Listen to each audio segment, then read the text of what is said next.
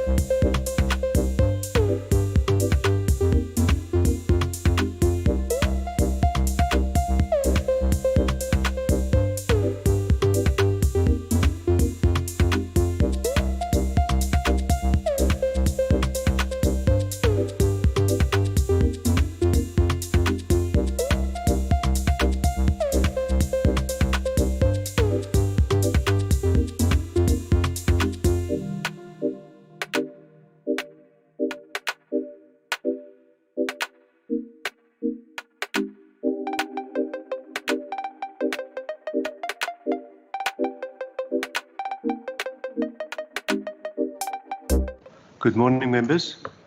Let's commence with this meeting. Before we start with anything else, if you haven't been quiet today, I grant you the moment to reflect. Thank you.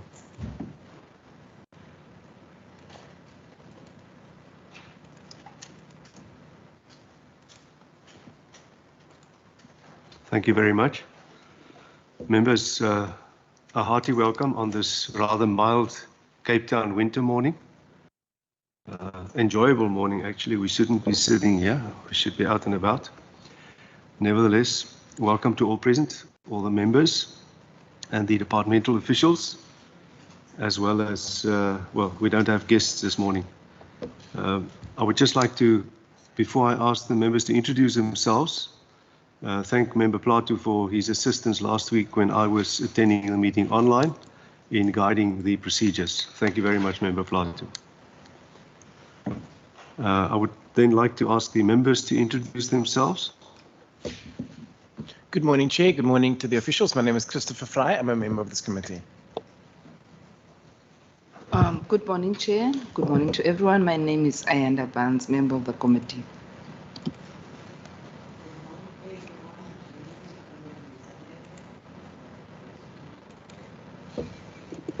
Good morning, Chair and everyone. My name is Member Vin Vogel, member of the Standing Committee. Good morning, Dan Plato. Thank you. Thank you, Member Plato. The officials, please. Doctor, if you could introduce yourselves again. Good morning. Good morning, Chair and Member. I am Laura Angeletti Dutue. I'm the Chief Director for Facility Infrastructure Management in the Department of Health and Wellness. Good morning, Chair and members. I'm Lynn Spieringsuk-Martins, I'm Director Infrastructure Program Delivery, Department of Health and Wellness. Morning, Chair and members. Milne van Leeuwen, Director Infrastructure Planning. Thank you very much, members and officials. I assume that, or I understand that Member Klaas, are you present? I know you're in Beaufort West.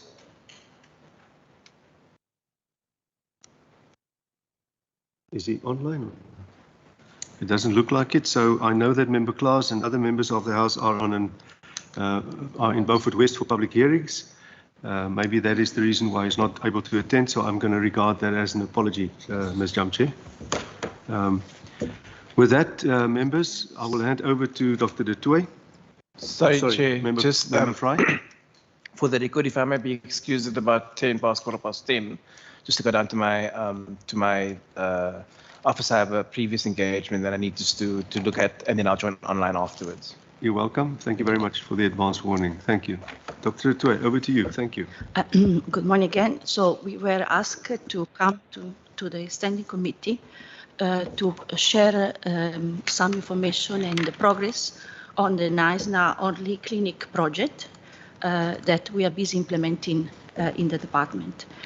Okay, so if I can go. So the content of this presentation is to give you some feedback on the background of the planning process on the site that has been identified for the project, on the project timeline. And then there was also a question from the members of the committee on honorable members, sorry, measures for improving delivery timelines. Okay, so as a planning breakdown, this Only Clinic was part, and I put the history on the document, was part of some all the rural facility that became a provincial facility from 2005. The 2005 provincialization was related to the service that was provincialized, but ownership of the properties were ongoing for quite a long time, and some of them are still in the process to be provincialized as a ownership of immovable asset. The Only Clinic, every year we issue the user asset management plan. That is a document that talks about the planning for the next 10, 15 years in the department. And the way that this facility or the buildings are assessed is according to some sort of index that is provided in the guideline for the user asset management plan. So in this case, the facility, the current facility is found inadequate in size. And has got very poor patient flow. So the rating, the current performance index is a B2. That means in infrastructure terms that this facility needs to be replaced. So we started a discussion, and in 2014 with the municipality, together with the immovable asset unit at the former Transport Public Works, that now is the Department of Infrastructure, that are the custodian of the immovable property assets.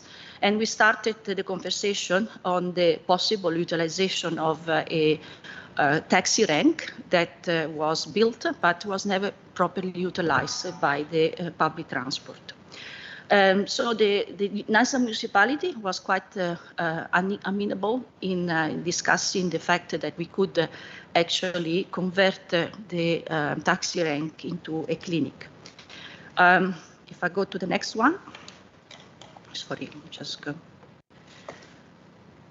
Then the progress, remember we move forward, then there was some stop during the pandemic from 2020 to the end of 2021.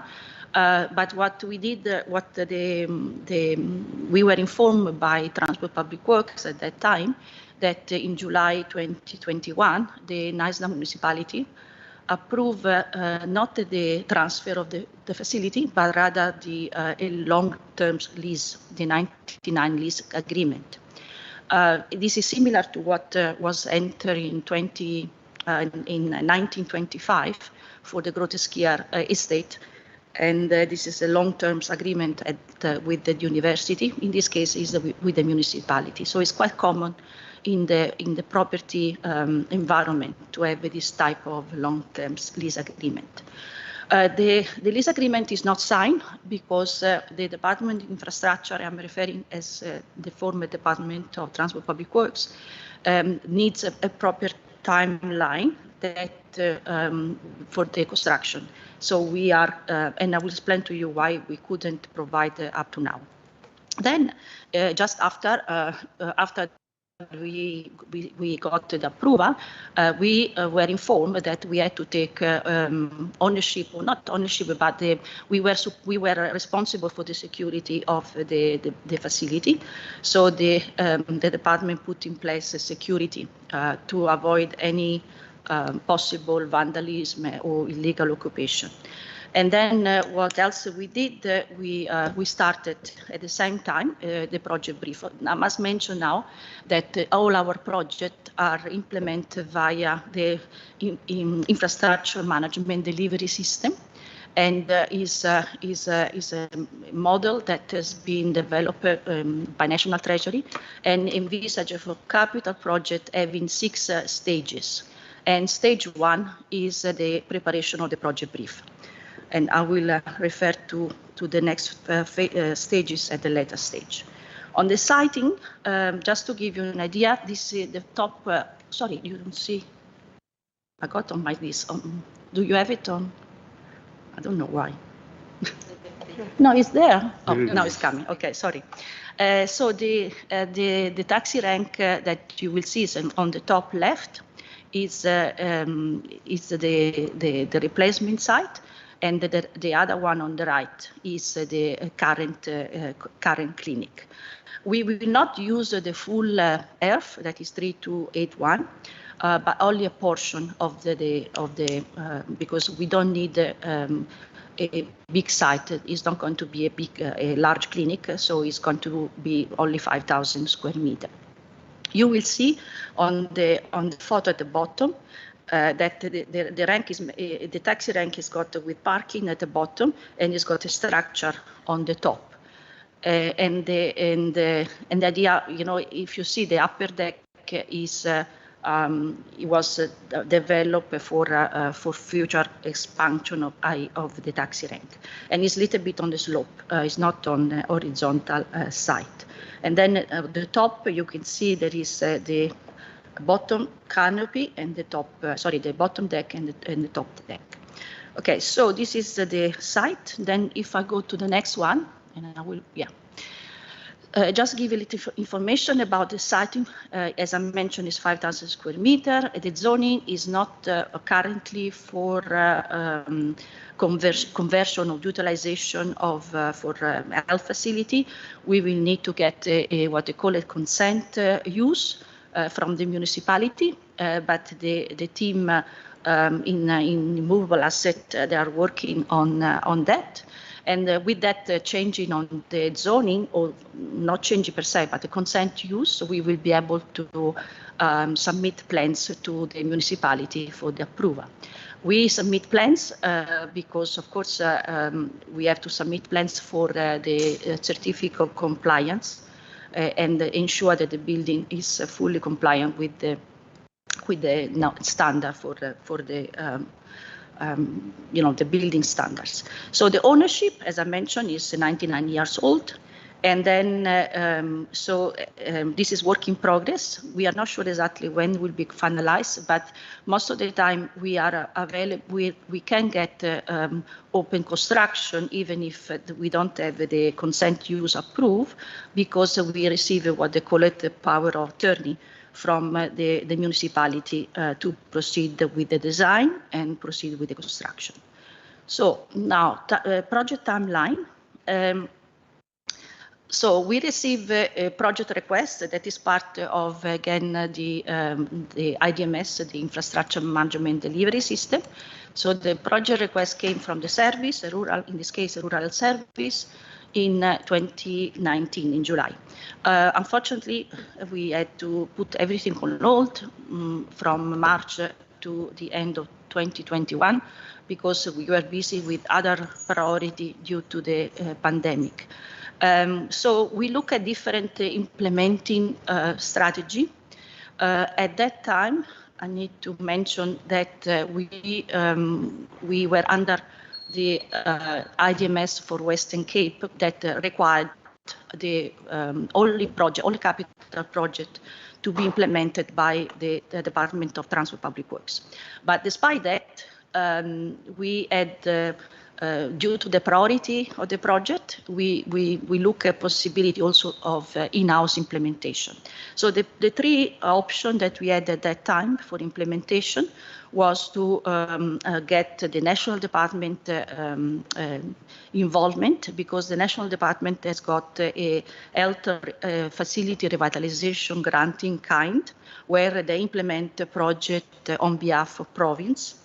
Garden Route, that is the province, sorry, the district where this project is actually, where there are few projects that are implemented by the national department, like Pakasdop and Otsuer, and I don't remember all, sorry, Riversdale and so forth. So we look at possibility for the national department to implement it, but under the umbrella of the grant. And then we look, of course, at the implementation done by the Department of Infrastructure, and then we look at the last one, the in-house implementation. As you can see, we opted for the option 3. Of course, we got the approval to do the in-house implementation by the HOD, and we proceeded with that option. Then, as a part of capital project, we are also required to do what we call it empowerment impact assessment.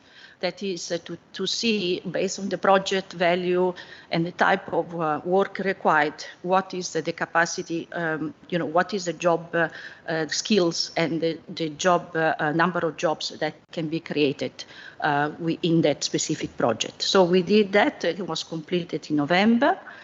And then the project brief, that is again the stage 1 for the IDMS, was completed in July 2022. Let's go next one. Okay. While we were busy with the project brief, we also to deal. I mentioned earlier the security that were put in place, but we thought, like we do in most of our projects, we are busy doing it in PAR for the site, and we did it for Bellar Hospital, and we will, we do it for most of our site. We do the fencing because this fence can mitigate a possible invasion. If you remember, we got the site for the construction of a new community health center in in Bluecombos along the N1. But during just at the beginning of the pandemic, the site was invaded, and we lost that site, and we are still looking for an alternative site. So in order to prevent this risk, we did fence around the taxi rank. Then while we were busy, we were looking at the procurement. In the Department of Health, we awarded tender in January 2022 for the appointment of 5 big contractors that can implement project via, they call it a contractor procurement strategy. What does it mean? That is, a contractor is responsible for the design and construction. So it's, instead to have a full team of consultants doing the project and then go out to tender for construction, in this kind of procurement, we can actually be directly having the contractor responsible for the design. So the Greenacre is one of the contractors that we appointed in January 2022. There are 5 in total. And I mentioned also that all of them are CIDB grade 9. That means that are quite the top category of construction capacity. So they are the contractor that can do infrastructure project without any limit of value. So we submitted the brief, we made a request to appoint the contractor, and we received the feedback. It was on the 15th of September by the brief. So the project started, and then what happened is that Greenacre, with the consultant, started to investigate the site. And when they start to investigate the site, so the consultant from Greenacre, they found that the parking deck, remember the photo on the top, could not be, was probably not structurally strong enough for having built on top a clinic. So so that was quite an important finding. After that, we explored 3 options. So one was to build a clinic on top of the parking, and from the fact that the structure is not sound, we had to do all reinforcement of the existing concrete frame structure. So columns and slabs have to be reinforced. The other one was to look at the possibility to build a clinic under the structure, so under the top deck, but also this is requiring some reinforcing to the structure. And then the other option was to actually look at demolition of the existing structure and then go for a purpose-fit design of a clinic. And what we do, we standardize the clinic, especially in the rural, and we could actually replicate one of the design of the recently built clinic. So that was founded, and then as a department, we received this, this information. We look at the different options, and then we decided we'd rather go for option 3, that is demolish the taxi rank and to build ex novo the facility. This is because, of course, it's saving design, and it's written here, saving design because we have already standard layout, and we could not have a standard layout on existing facility.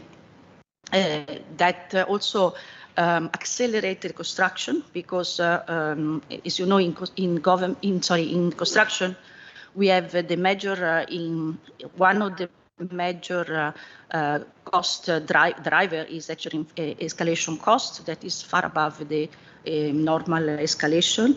Then saving times to have the facility earlier. And then also because we have a clinic that is properly functioning, because it's not, it doesn't have limitation on to be built around the structure that is already existing. So where are we now? We are engaged again our colleague in infrastructure, because we need to get permission from the municipality to demolish. We already discussed it with the team at infrastructure, and they mentioned that they will not see any difficulty in obtaining this approval. So the project program, this is actually what I want to show you about the IDMS. You will see stage 2 is the concept design, that is after the project brief. And that is the stage 3 is when you do design development. Stage 4 is tender documentation or construction design. In this case, we don't need a tender because the contractor is already appointed. And then the construction can start, and we envisage 10 months. We already discussed with the contractor, and is feasible. The clinic will be around about 1,000 square meters, more or less, because it's the standard size of our clinics in the rural. So we'll see that at the moment, the construction is planned to start in June 2024, and we will have the other, before that, of course, we need to get the demolition, and we need to get the earthwork starting in place. So demolition plus the bulk work for the movement of the site, the leveling of the site, and the bulk infrastructure, and then while the design of the clinics is proceeding. Then risk and challenge, because in construction we have always a risk and challenge in infrastructure delivery.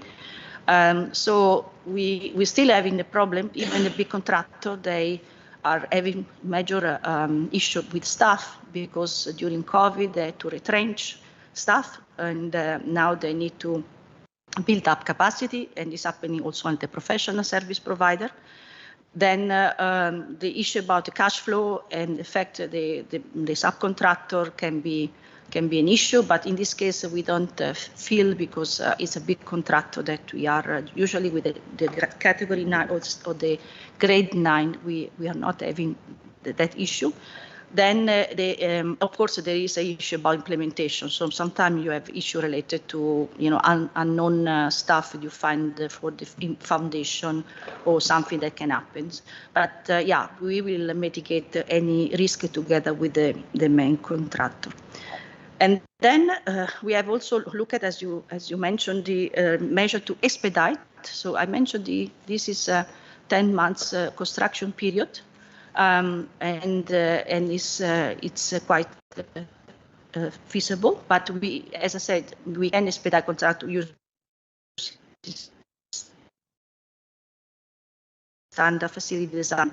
Then we want to make that these are portion project for demolition. So first the demolition of the taxi rank, then earthwork, and then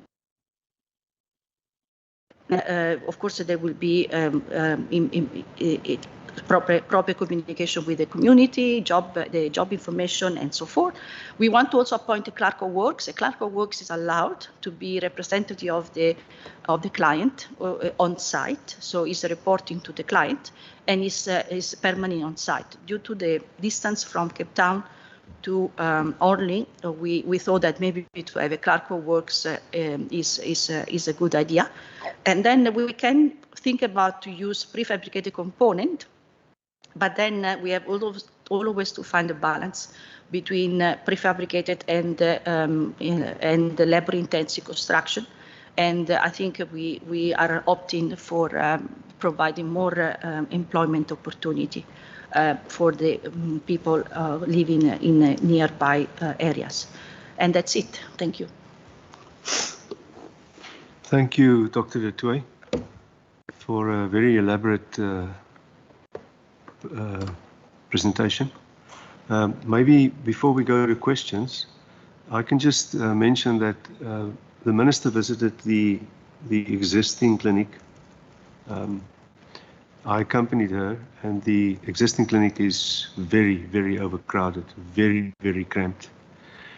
And I think the whole community, from what we've observed there, from the talks that the Minister engaged in with the community, various community leaders, this cannot happen soon enough. Obviously, we don't want to rush it. We have to follow procedures. And as my late father always used to say, cement and paint needs to dry. So before you can do anything. Referring to the Minister, Ms. Jamshe, please also note that the Minister has apologized that she cannot be here today. She has other engagements, traveling actually. So, members, with that, over to you for questions. Member Barnes, Member Plato, Member Baku Vos, Member Windvogel. In that order, please. Thank you. Thank you, Chair. I think I only have one, maybe two questions. Mine is more seeking clarity in asking a layman's question. I've heard the layout as processes were listed, like for example, where you are saying the request for replacement started in July, in 2019, and then the project brief was completed July 2021. So it goes on. Where I'm sitting, my interest would more be when the initial work is starting on the site. Has it started? If I can be clarified on that, is there already work done? Second one would be, I have interest on the fencing. I also heard from the presentation that there's some fencing that is done. And now, I think what I've picked up is something I've picked up here at the OGF Joster site, where I've seen security, because you've spoken about securing. One cannot keep but wondering at times that you see the fencing and there's security, and then the project stands for long, and that's also a fruitless expenditure. So one wouldn't want to see the same happening to that only. If one can get full details as to we as the department are planning to finish this by this date. For me, it's more the interest of having to know when will the patients of Honley start walking into their clinic. I hear the chair when he's saying the paint needs to be dry and the cement needs to be dry, but when our communities are flocked outside and queuing, then and they know they are supposed to get something, the next question would be to that constituency head, when? So if one can get a sense of as to time frame, when can we say are we opening the doors of the Honley Clinic, and has work started, or are we only paying now for the security? I think that's it for now, Chair. I have many notes, but that other ones was more for the minister. I don't think it's for this platform. Thank you. Thank you, Member Bonds. Member Plato. Chairperson, yeah, thank you. Very shortly from my side as well. Not much to say, but I think the whole project is work in progress. There's time frames. I like the time frames because the time frame says to me that July 2024 construction will commence. I think that is a tight enough time frame, and I hope the department and the contractor will stick to the time frame. The clinic is a new clinic for that area, is long overdue, and one can say a lot. I note the options and that sort of thing. The option 3, the market, that sort of thing. The municipality had given permission for demolishing of the taxi rank, that sort of thing. I'm glad the municipality is on board. It shows cooperation between entities of state. That is very, very important. I'm not so much worried about the challenges. There will always be challenges. It is how you deal with the challenges, how you get the challenges out of the way. I think that is important, and I think the challenges will be dealt with within the current time frames. That is also work in progress. So I'm happy with the report. Thank you. Thank you, Member Plato. Member Baku Force. Thank you very much, Chairperson. Chairperson, my question is on slide 8. Roughly, what is the estimated cost of the lease agreement per year? In slide 11, what exactly is management contractor, and is the thing of request for companies to do jobs for the government in normal practice? I just want to know that, and when, where did the request comes from? And what is the total value of work given to Greenacre? My first question is on slide 8. It is following. Roughly, I want to know what is the estimated cost of the agreement per year.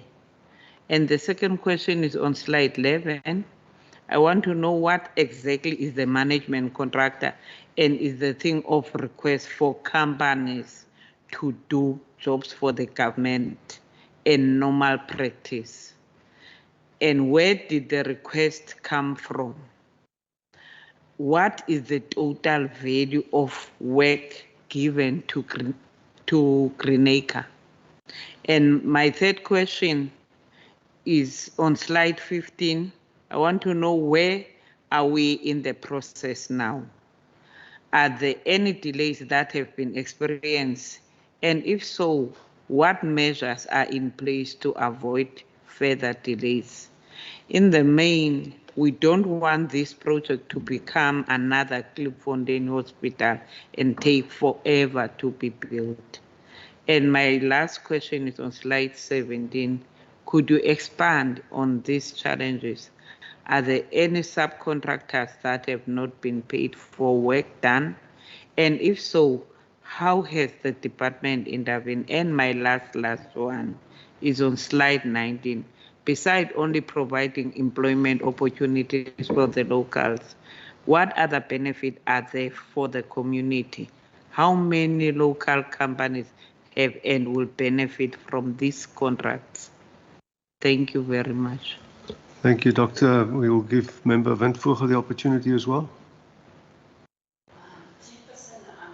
My first question is directed to you as the chair and Nomonde. I'm a bit confused because we only receive a presentation on the NASNA, if I'm right, the NASNA project.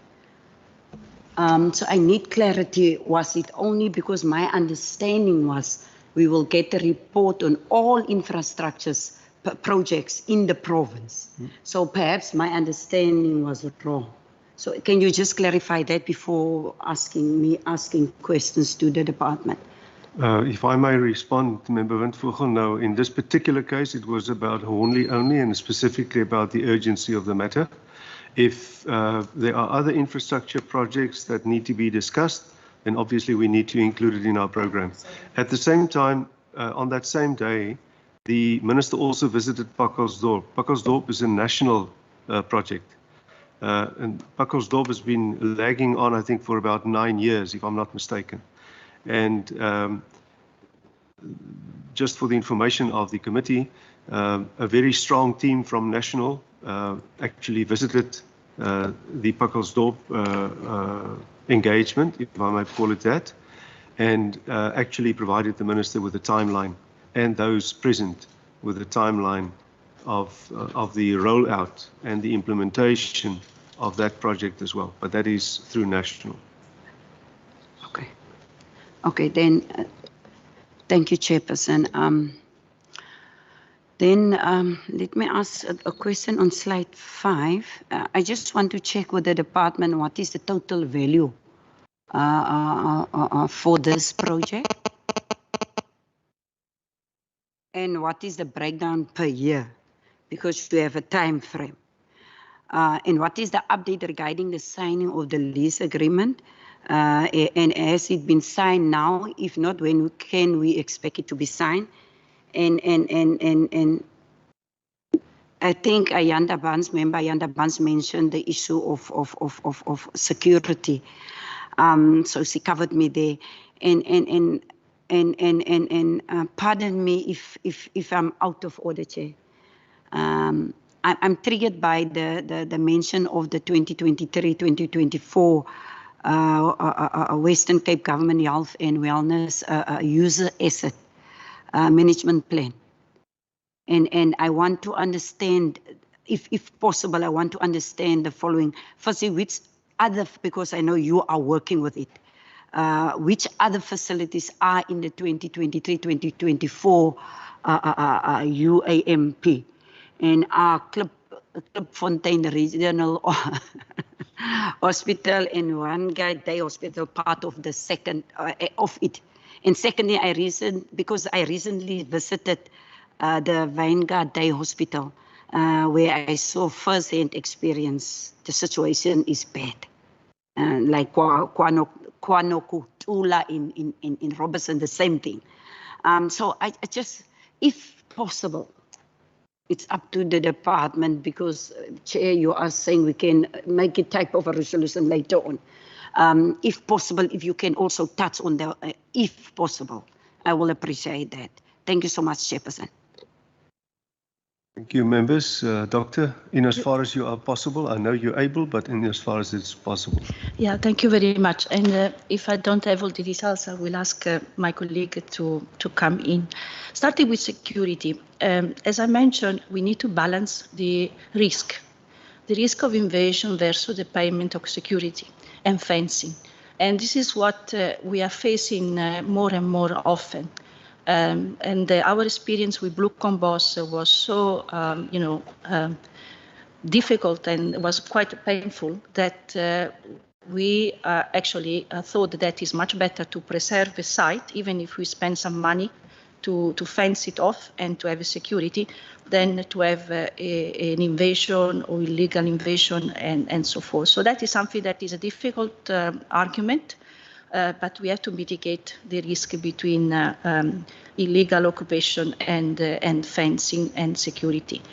In relation to the cost of the facility, we have roundabout this project, as I mentioned, is similar to the other rural clinic that we are developing, and the cost is around about between 25 and 30 more 35. Okay, sorry, 35 million rand.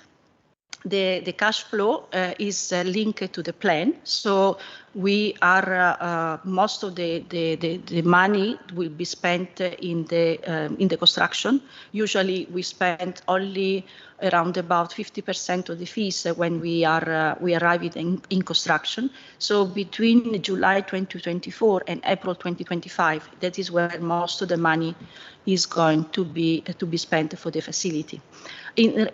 Just to set the door will be open if the construction ended in April 2025. And remember, we try to put a conservative program, but if there is any way that we can shorter not the construction period, because the construction period is quite tight, 10 months is already quite a nice, tight kind of construction period. But if we can shorter the design period, depending, if we can having the cooperation from all the stakeholders, we can actually open the door in April 2025.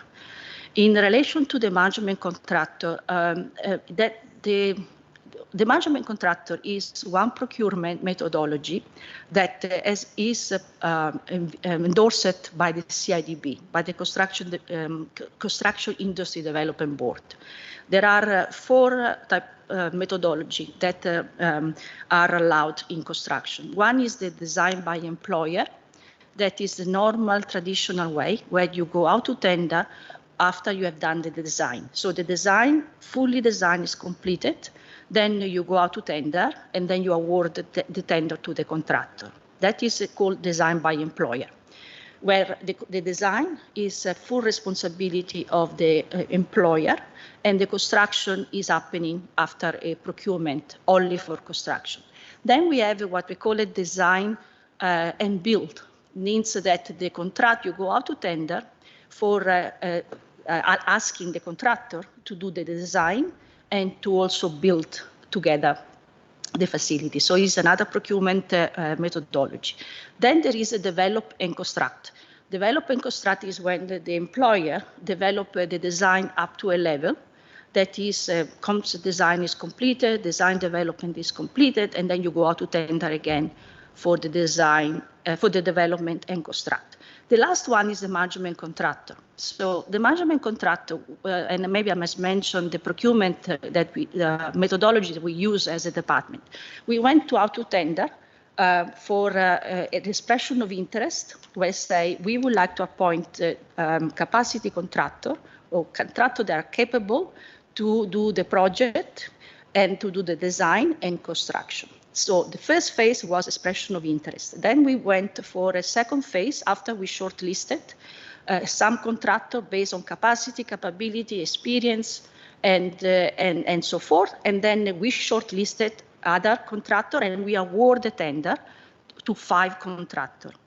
Greenacre is one of them. We have Greenacre, we go in Ingalls with WHO, GVK and Martin East. So they are the 5 big contractors. So all these contractors are already awarded the tender. So it's not that we choose one. We went for and the way that they're appointed for each of the work package are based on rotational base. So Greenacre and all the others are appointed according to the work package. I'm trying to make something that it's very complex because, but I try to explain in a simple manner that you appoint a contractor on rotational base. So we have 5 contractors.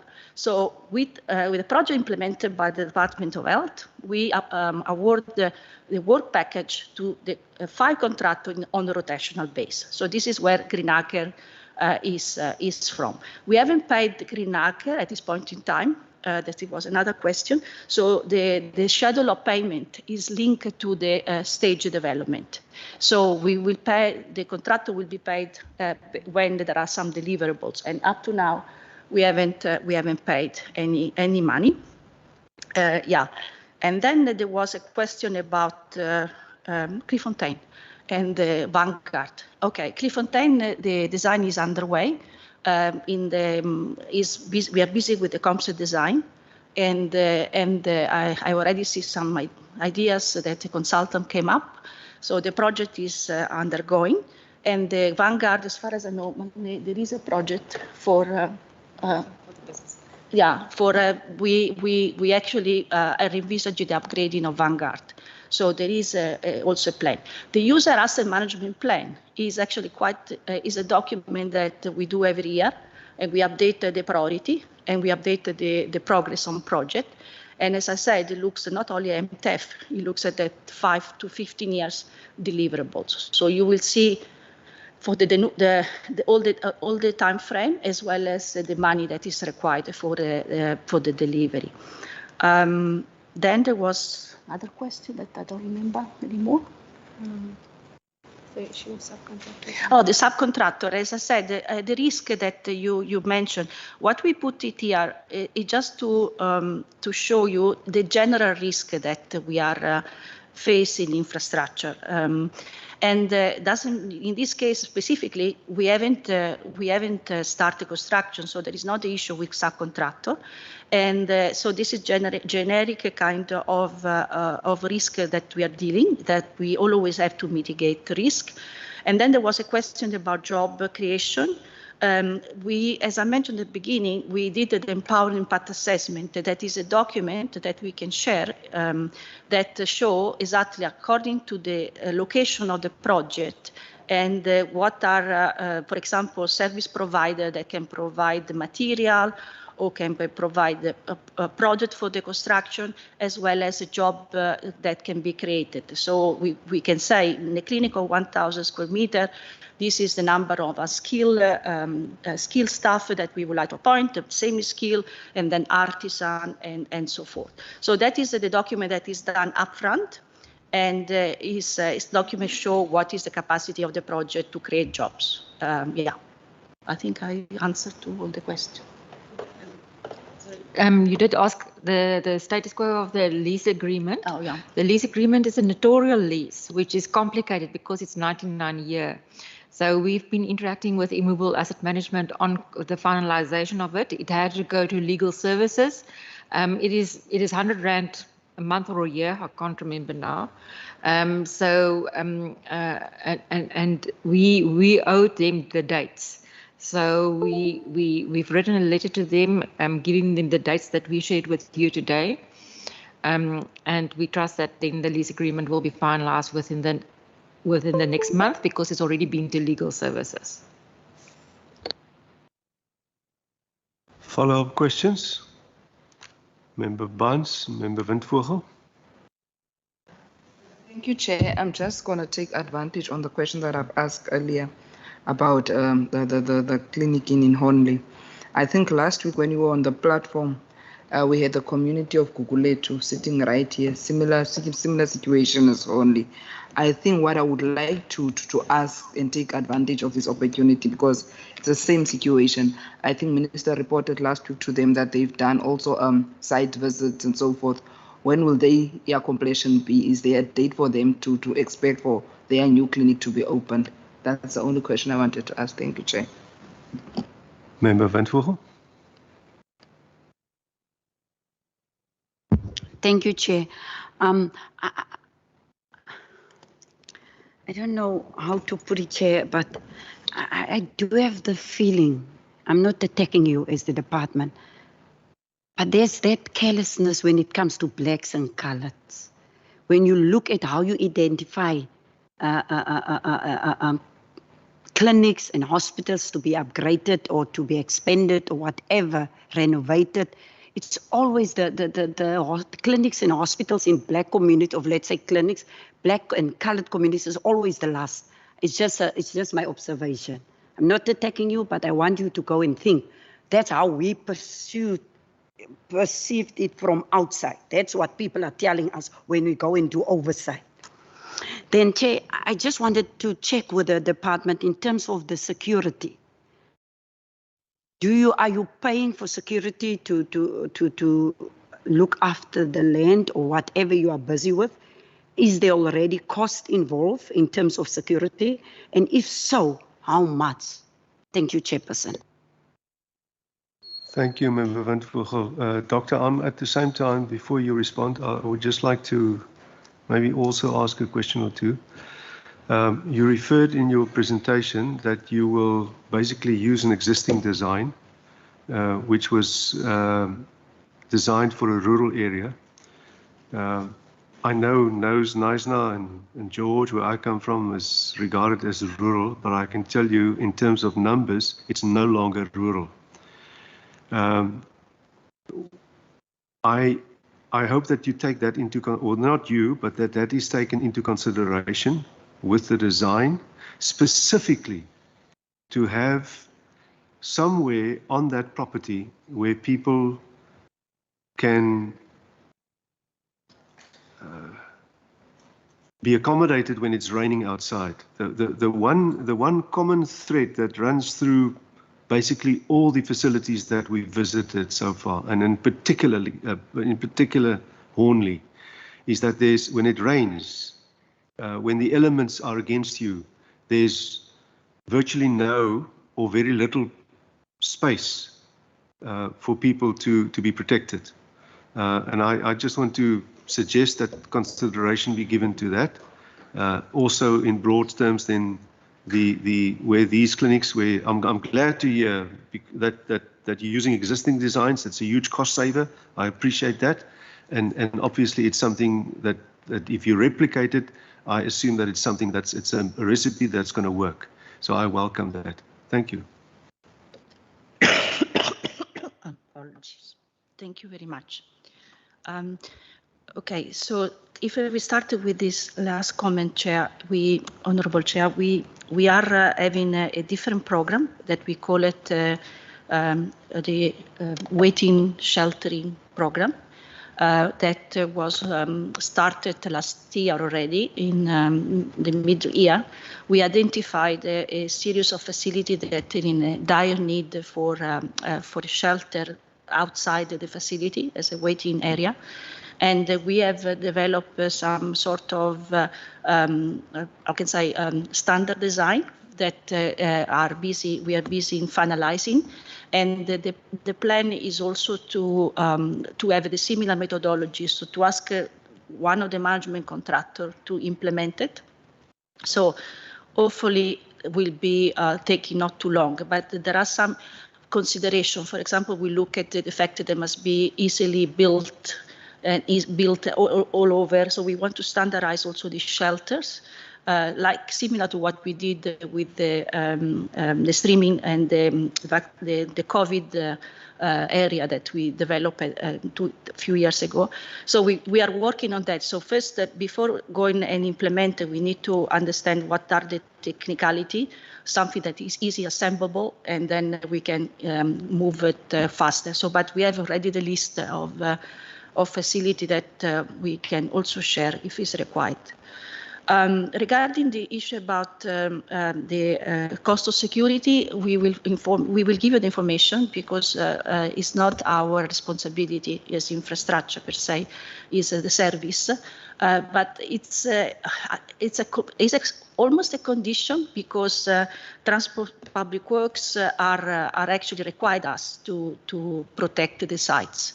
So sometimes we don't have a choice. We have to look after the site that, we remember what happened to GFU's, the hospital that was slowly demolished with all the stuff that were stolen and so forth.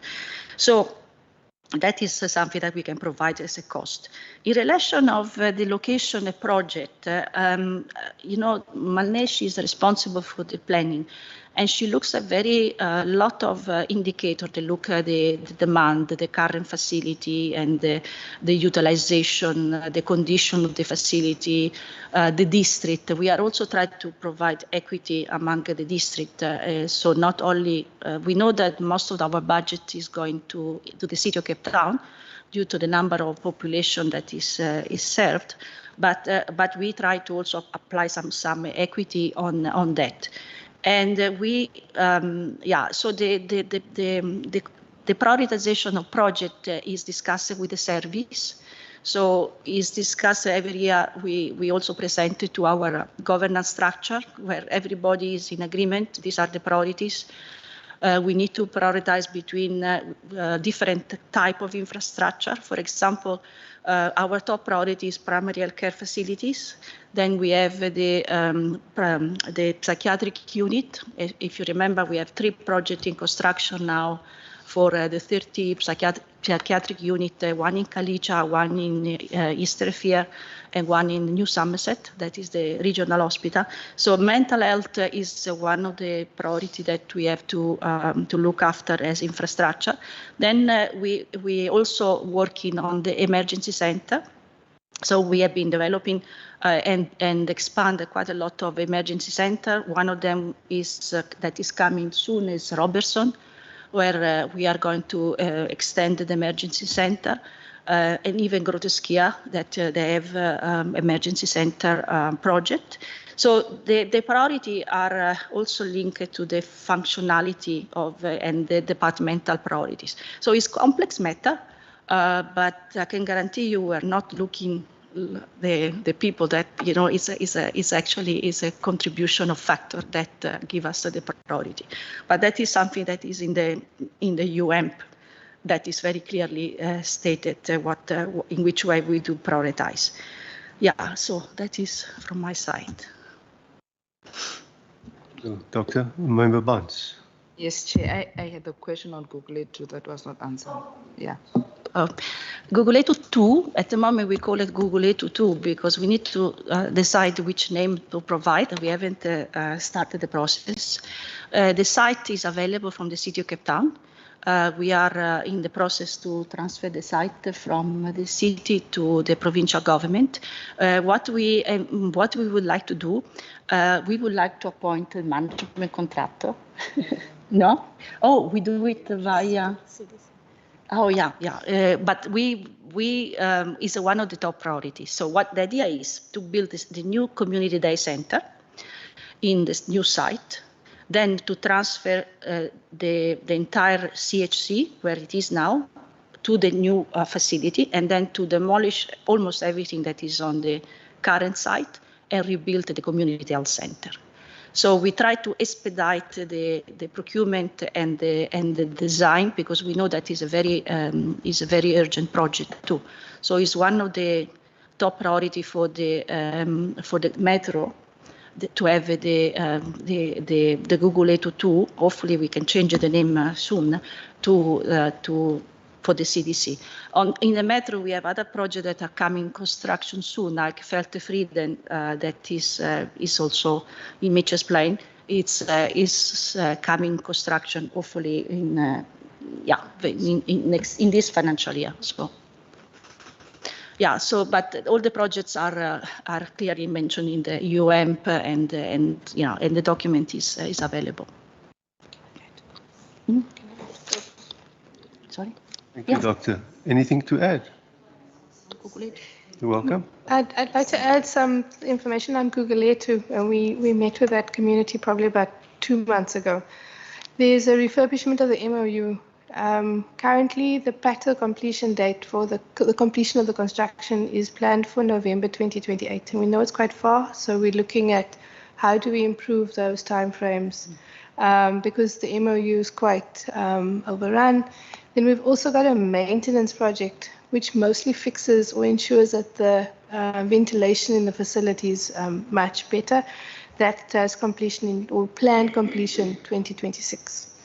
Then, like we spoke earlier in the presentation, that we want to look at replication of one of our clinics to when we do the design of only. Similarly for Google Eto, we also want to look at a recently completed or recently designed CDC. What of those components can we replicate so that the consultants can complete the design a lot quicker? So the idea is when we have a room data sheet for a consulting room, we replicate that because we find that the documentation of where the plugs go, where the data goes, where the lights are, that takes quite a bit of time. So if we can save time there, it means that we can reduce the time to replace the Google Eto CDC. So it's quite a focus for the department, and our commitment is to go back to that community regularly and provide them with feedback so that they are part of this design process and know how we're going to finish those projects. Thank you.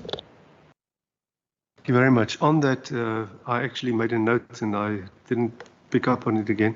On the note of community engagements, on slide 19, right in the middle, under measures to expedite construction, regular communication and engagement with the local communities about the design and construction of the project. Has that taken place, and do you foresee more meetings of this kind, and what are the inputs that you are receiving? Thank you. So the idea within the Department of Health and Wellness is that the community is our partner. So the first engagement we'll have in terms of the project and the design of the project is to show the layout once the consultants or the architects and engineers have drawn a layout. So then to go to the clinic committee and the council and say, this is what is being proposed. It responds to the brief and the needs. Prior to what's happened in the past is that our colleagues within the Garden Route sub-district or the district office, they have had meetings. But going forward, infrastructure colleagues will present those designs.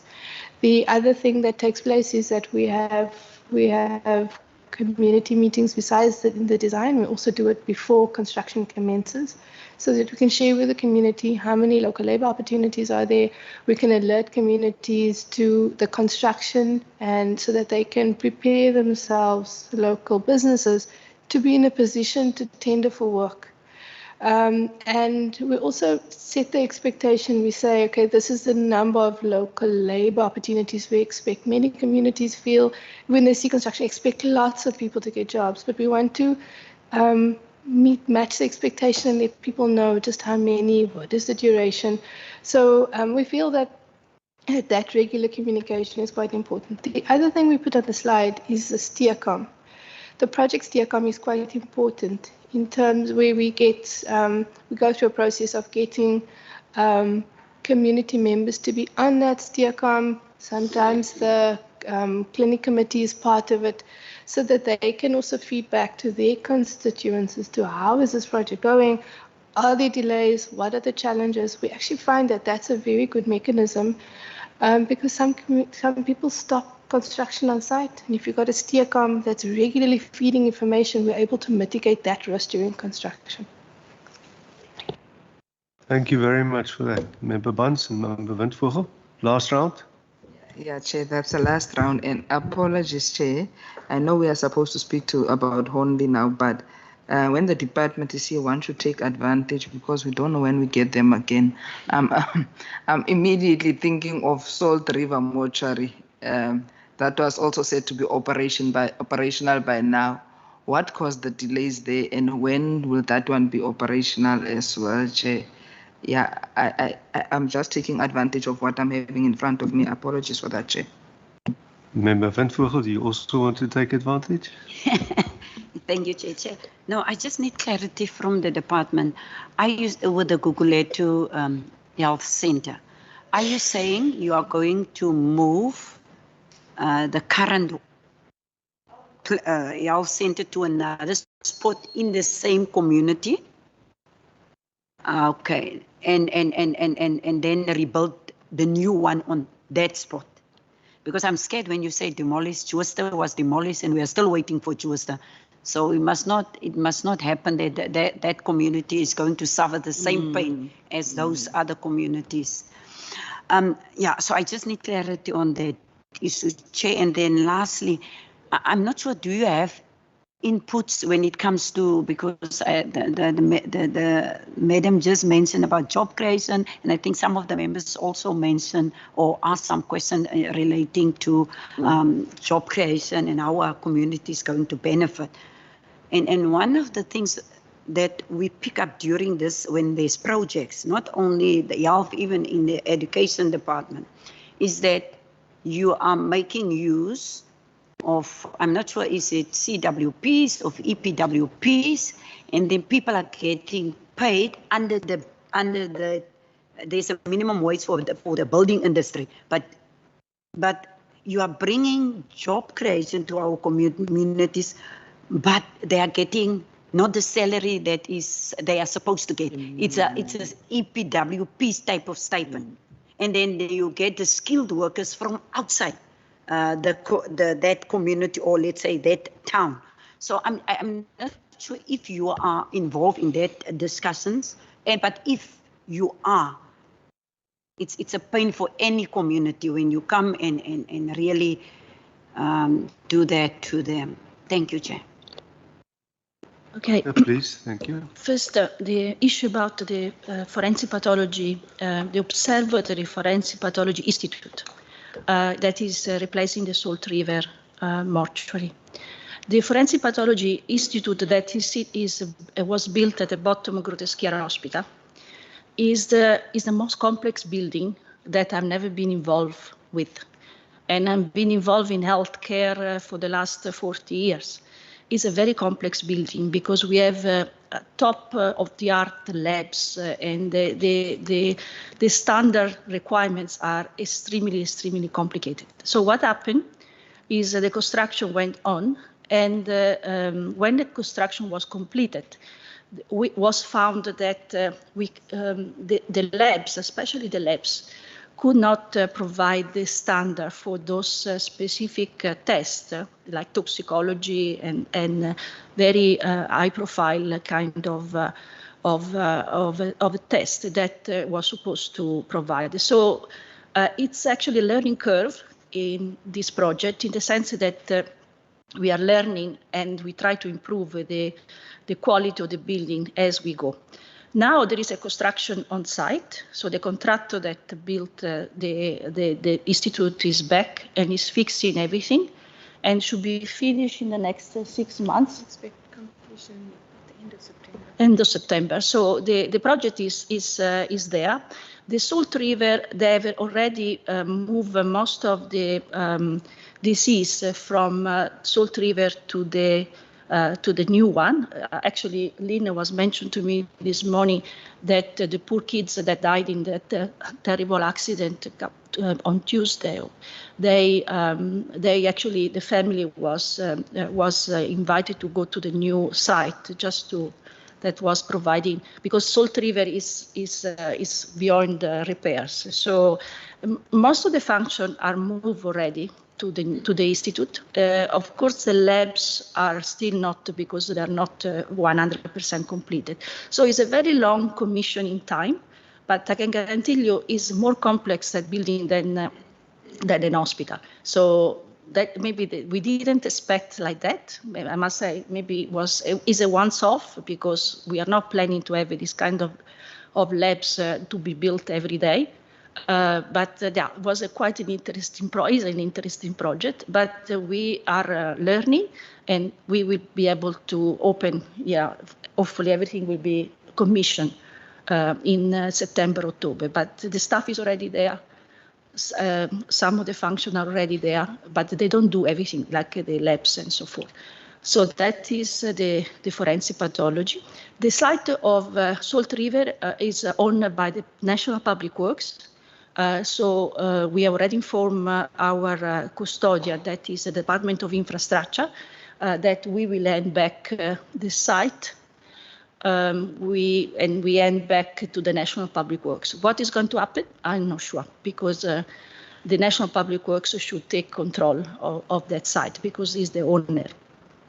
And then the other question is referring to the job creation and the EPWP. We have EPWP in the department. We have a small grant that is 2.5 million rand, and we appoint people to work for the Department of Health. So they are linked to the engineering component, so they do maintenance, so they learn and they are actually trained to do small maintenance.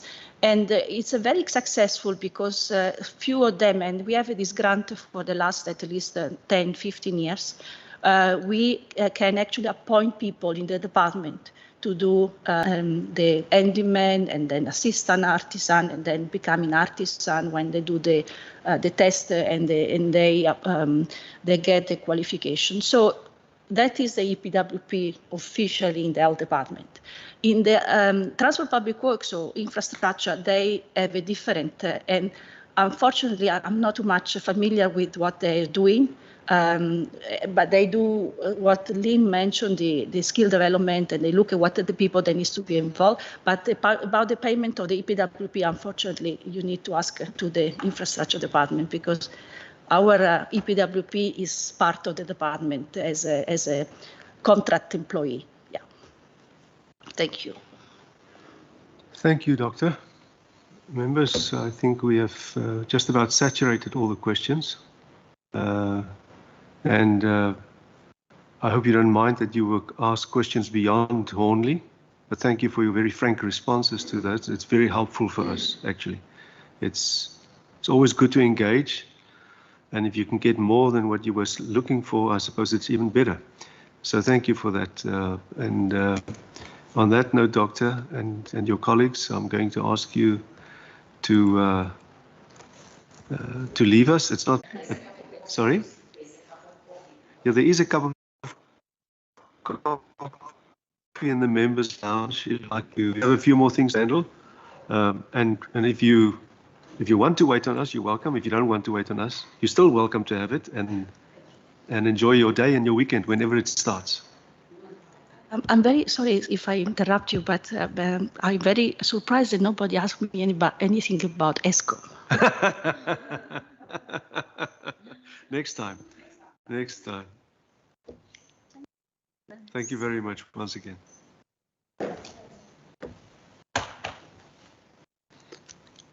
Members, we'll move over to the recommendation and resolutions. Member Fry, if you need to leave, thank you very much for your presence.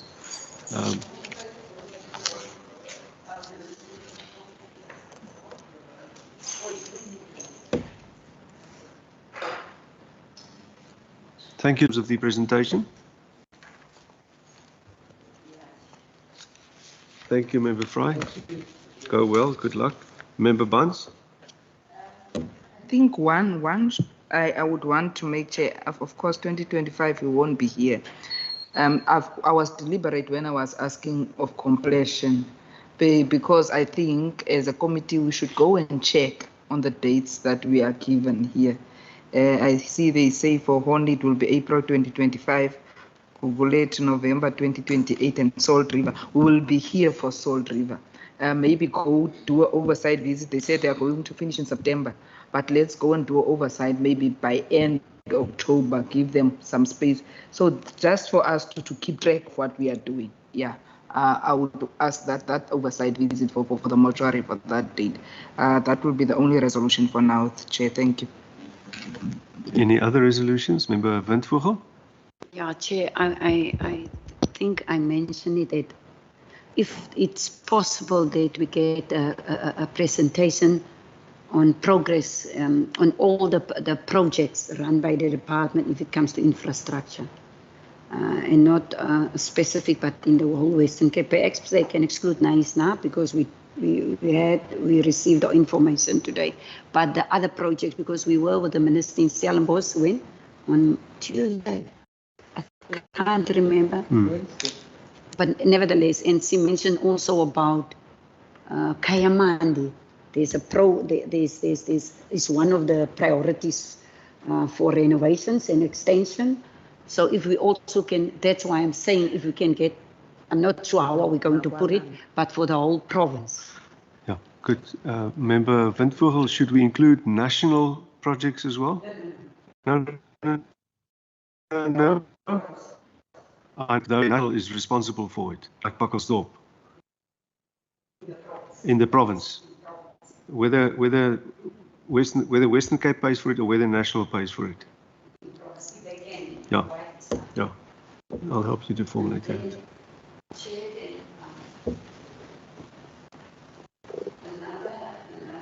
Is it possible that we really go into an oversight at Langa Weingart Health Center? I really want you to go and experience what is happening there. Some patients die in their chairs. That's what they told us there. Because they are waiting for an ambulance to, some are so sick now they need to be transferred to another, to Tygerberg or whichever hospital.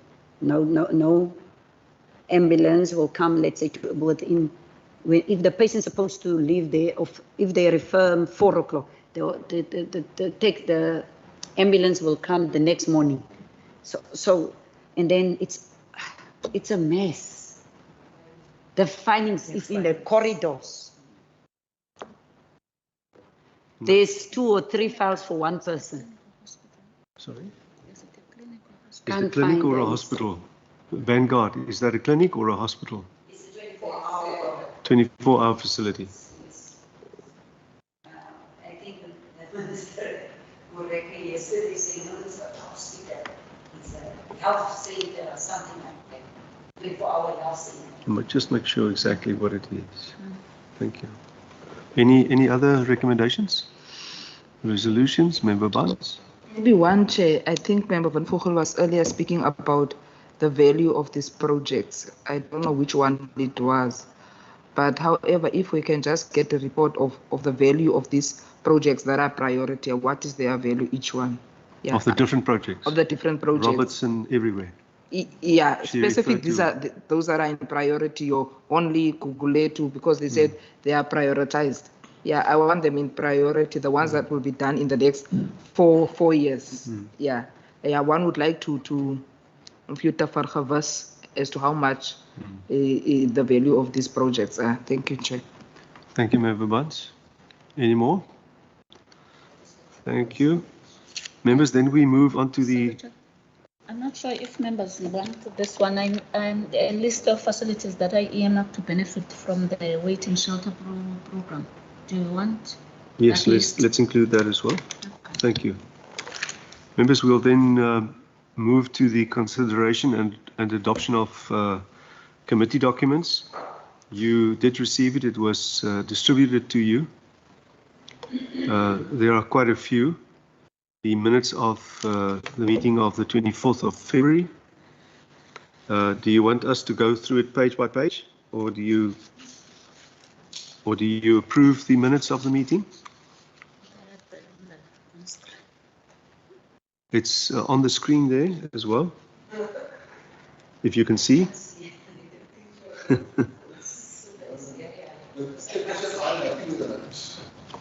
I have can somebody wish to second the minutes for the 24th? It was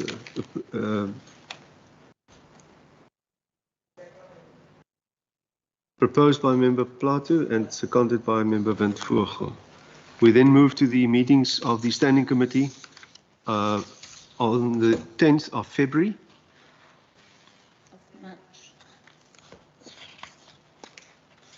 Page 1. My apologies, the 10th of March. My apologies. I don't know where. Friday probably translated as February. My apologies for that. 10th of March. Page 1. Page 2. Page 3.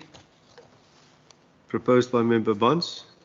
Seconded by Ms. Member Baku Vos. Thank you for that. Then we move to the committee report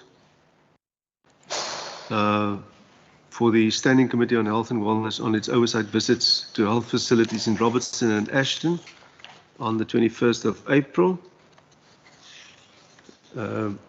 Page 1, page 2, page 3, page 4, page 5,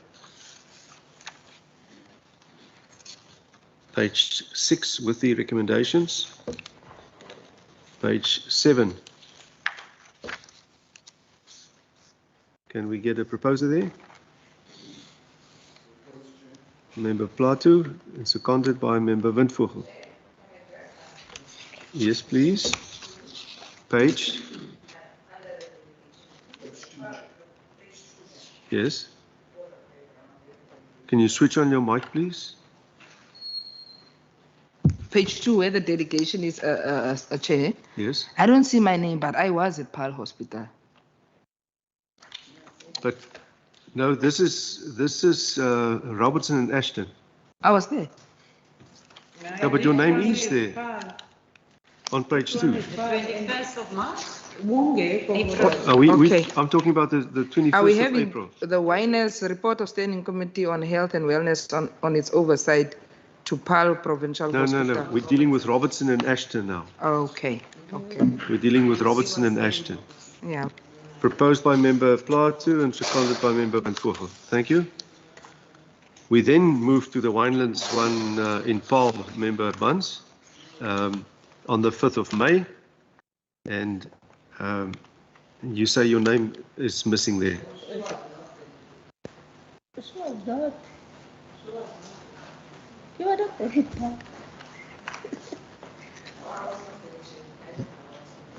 You were not there. Okay. Okay. Then we move. Okay, members, page 2. Are you sure you were not there? Yes. I'm sure because I remember I oversight the Public engagement. Okay. Page 3. Page 4. Page 5. Proposer, Member Baku Vos, seconded by Member Plato. Thank you, members. We then move to the last document, which is the annual activity report of the Standing Committee on Health for the 2022-23 financial year. We're dealing with the strategic objectives of the Western Cape Provincial Parliament linked to the Speaker's priorities with impact on committees as follows. Priority 1, building a credible WCPP, and Priority 3, strengthening the core business. You have the document in front of you. Page 1, page 2. It's a very active committee here, as you can see. There are a number of public hearings. There were a good number of oversight visits and 2 cluster visits and committee briefings. Page 2, page 3, page 4. Any comments?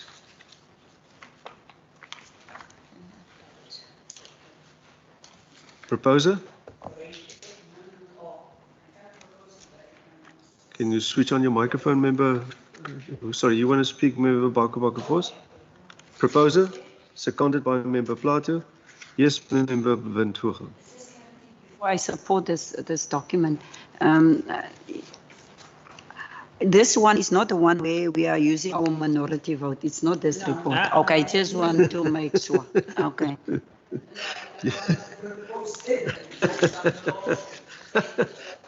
That's passed. That's passed. So then it was proposed by Member Baku Vos, seconded by Member Plato. Members, then we come to the committee program. I have one matter I wish to discuss there. On the program, you will see that it is proposed that the committee conducts an oversight visit during the first week of the constituency period. And I've been advised that because it's during the constituency period, and it'll be a cluster visit, by the way, I'm correct, ne?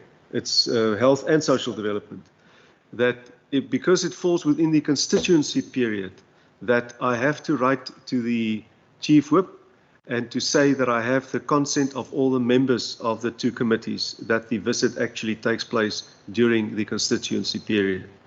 So can I have your consent that the visit proceeds during the first week of the constituency period? Member Plato? From my side, I hope the members will agree with me. It's a difficult time of the year, and our program is already so full. To find another date later in the year, another time frame, I don't think it will gel. I would rather say we must push through with this, and we talk in the committees, we talk for a long time about Beaufort West and about Maritzburg and about Lensburg and whatever. I think we must just bite the bullet and get it done. That's my firm recommendation, Chair. Thank you, Member Plato. Members? Member Baku Vos? Thank you very much. No, I don't want to get surprised again. I just want to confirm again for us, because I included Morrisburg, Tom's River, Remember, just switch on your microphone, please. No, I just want to confirm what I proposed to her. It was Nkubela. Nkubela Ashton. No, we have done Ashton. For social development, she said we can. Robertson. Development. Hey, Member Klaas, are you with I us? gave you the name, Nomonde, of the place, and you even the lake. Sorry, member, I was just distracted there. No, I understand. I don't think the Standing Committee on Health wished to go back to Ashton. Well, not at this stage. It was not held. It was social development. I proposed to Nomonde that we include that, but she said we cannot go in both. Yeah, so this will be in the because of the time. Yeah, this will be in the Karoo, and can you just mention the places that you've recommended there? The proposed visit, members, is going to be from the 26th to the 30th of June. In the Standing Committee on Health and Social Development will visit health facilities and NGOs in Toes River. That was what was proposed then. Is it Mauriceburg? I always get it wrong. Beaufort West, Oudtshoorn, Canal and Municipality, and in Merville, that's Stelcare School. That, remember when we went to Stelcare in... That's close to Beaufort West. Yeah. So those are the areas. So I advise your member that the Ashton cannot be part of this, because now we need to focus on that side. Social development can always schedule a visit to Ashton if there is a need for that. But we were from Ashton. You were not there in Ashton. Yes, we were in Ashton. But you put it different places. There's Robertson and there's Ashton. Robertson is Nkubela. Nkubela, it's where there was the clinic was so small. And then in Ashton, in Zolani, it's where we meet the guy class also there who was busy with educare, something like that, old people. Member Klaas, thank you for joining us. We have visited Robertson and Ashton. On this occasion, we will be visiting places in the Karoo. If you wish to revisit those sites, we'll consider it at a later time. Thank you. Members? No, let's leave it. Let's leave what? Yeah, good. Thank you. I'm just concerned about the proposed visit at the end of this month. And can I have your consent that we can proceed, so that I can write to the Chief Whip and inform her that I have the consent of the members that the visit will proceed. Thank you very much. And in terms of this visit, okay, just for clarity, members. One moment, please, members. This visit, is it going to be announced or you want it to be unannounced? Yes. Announced? Yes. So all of the sites must be announced? Yes, please. Okay. Yeah. Yes. Yeah. Thank you very much. Okay. Thank you, Chair. Thank you, Ms. Yamche, for all your arrangements. Members, if there's no other business, we can adjourn this meeting. Yeah, I say if there's no other business, we can adjourn this meeting. This meeting is adjourned. Thank you very much. Thank you, Chair. Thank you, Member Klaas.